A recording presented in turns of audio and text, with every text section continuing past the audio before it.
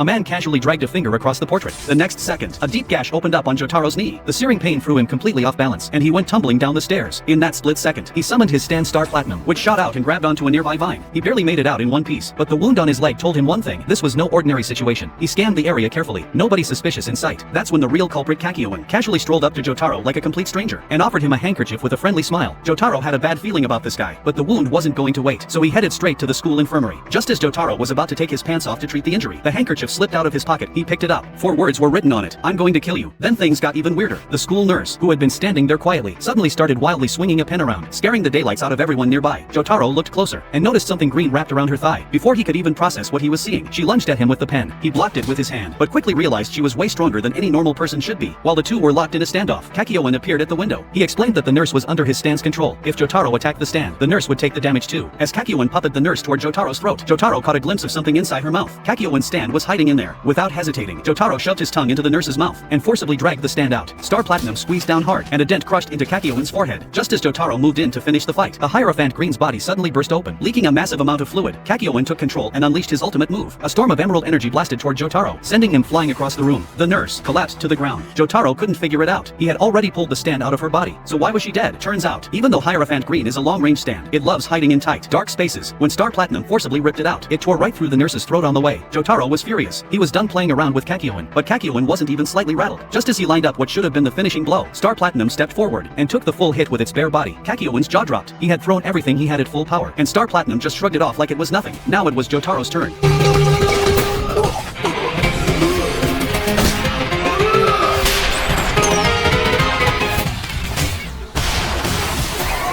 Since Kakyōin was the only lead they had to find in Dio, Jotaro brought him back home instead of finishing the fight. But when Joseph got a look at him, he spotted something on Kakyōin's forehead, a flesh bud, and that was exactly why Kakyōin had been serving Dio all along.